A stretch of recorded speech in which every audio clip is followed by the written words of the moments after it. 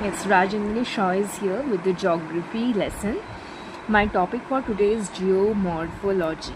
Geomorphology is one of the basic part of the physical geography. So come on, let's start with the introduction. Geomorphology is the science of the landform. What the introduction is saying that geomorphology is the science of the landforms. Science means there is a proof, right? There is a proof that the landforms that are formed on the Earth's surface are due to the sum of the tectonic activity, right? Tectonic activity means there are the forces of the Earth which are building the mountains, plateaus, hills, the trenches. Now, recently I have saw a news that in a southeast reach between the Antarctic and the Australian plates, the volcano has been formed under the ocean, right? And the plates are separating, and new ocean is getting formed. Sea floor spreading is happening, right? So that is also creation of the landform. Because that is because of the forces of the earth, right? That is also endogenic force. Geomorphology is that branch of the earth science which focuses on the study of the landforms, their evolution, origin, formations, and their spatial distributions. Means geomorphology is the branch of the earth science, means the branch of the geography which focuses on the formation of the mountains, their formations, and the spatial distributions, right? Landforms, it can be landforms, whether it can be a river, whether it can be a plateau, whether it can be a mountain, whether it can be a hill. About their formations, for example, if I talk about the Himalaya mountains, right, it has been formed in the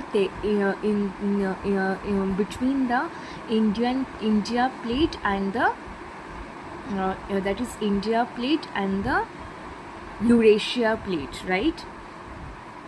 And that is of sedimentary rocks and igneous rocks carrying, right?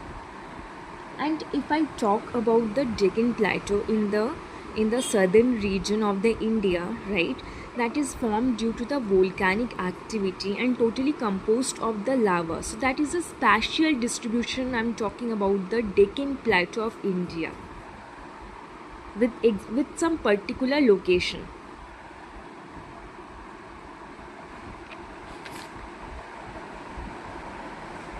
Geomorphology has a long history, with the early theories of landforms development proposed by prominent scientists such as Charles Darwin and James Hutton. Charles Darwin and James Hutton are the two geographers who have stated that the landforms that we see on the Earth's surface are really the result of some forces that are ongoing from very past in the geological history, right? James Hutton, there is a one quote of the James Hutton: past is the key to the present. Means the Himalaya, for example, again I'm taking the Himalaya or the Andes mountain that are there, for example, that is being formed because some of the geological history is there, because there are some of the tectonic activity has taken place, right? If I talk about the Himalaya has been formed due to geosyncline and the tectonic plates theories. There are two theories has been given due to the formation of the Himalaya. The modern field of geomorphology emerged in the early 20th century with the pioneering work of the scientists such as William Morris Davis, who developed the cycle of erosion model to explain how landscapes evolve. Means from the 20th century, the geomorphology has become very popular by the William Morris Davis, of his cycle of erosion model. Cycle of erosion model says that there are the three stages of the river. One is first is youthful, second is mature, third is old stage, right? And William Morris has been told in the content of the reference of the Susquehanna River, that is of the Appalachian system. For example, if I give of the means of the Himalayan system, there are the rivers like Indus, Brahmaputra, and the Ganga. As well, for the Appalachian system, there is Susquehanna River, that is in US, United States of America. William Morris Davis, an American geographer and geologist. Means, who was the William Morris Davis? William Morris Davis is an American geographer and the geologist who states the cycle of erosion of the Susquehanna River of the Appalachian system. USA state the three stages of river that are the youthful stage, where the erosion process is very much active. Second is the maturity stage, where the transportation activity is seen, and the old stage where the work of the river is very slow and we can see the deposition activity. Geomorphology, where geomorphology study wide range of phenomena including mountains, valleys, plateaus, plains, coastlines, rivers and glaciers. Who are the geomorphology? Who studies about the landforms, right? Like mountains, like valleys, plateaus, plains, coastlines, rivers and glaciers. Mountains, types of mountains, right? Types of valleys, types of plateaus, types of plains, coastline, beaches, how it is formed. Those who studies about the landforms are known as the geomorphologists. Landforms are the results of the interaction between different processes acting on the Earth's surface, includes weathering, erosions, the depositions, tectonic activity. Means landforms there are not any mechanics who are creating. That are creating the landforms. Landforms are actually the result of the geomorphic forces, right? Geomorphic processes. We'll discuss in detail. The very next chapter will be about the geomorphic processes only. If we don't know the geomorphic processes, then it will not be clear about how the landforms get created, right? There are two forces, mainly endogenic and the exogenic. These two forces are creating the landforms on the surface of the Earth.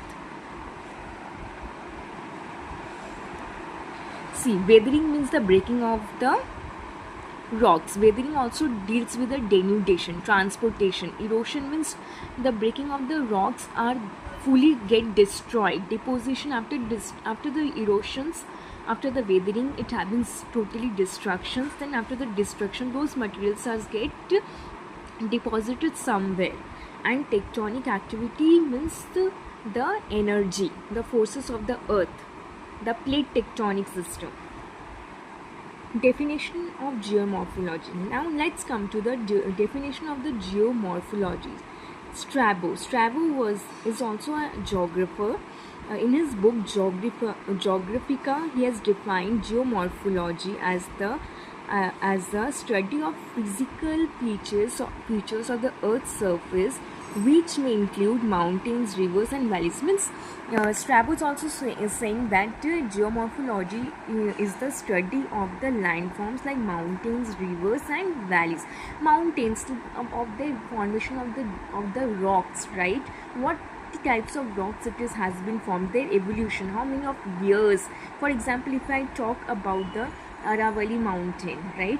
Aravalli mountain is the old fault mountain. Now it is also known as a residual mountain. It is a very, very, very old mountain of our country, India, and now it is becoming it is shedding its residual parts, means because it has become very weak.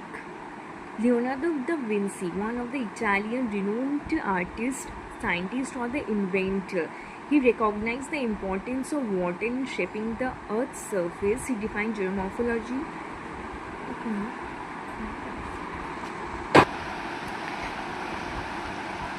Leonardo da Vinci defined geomorphology as the study of the effects of water on the Earth's surface, including erosions and sedimentation. Means Leonardo da Vinci has given the much importance to the fluvial processes. Fluvial processes means the water bodies, right? Their erosion and the sedimentation process. Erosions where the river is in youthful stage, and sedimentation where the river is in its old stage, where the river work is very slow and the deposition takes place. William Morris Davis, an American geographer, father of the modern geomorphology, he has stated about the cycle of erosion.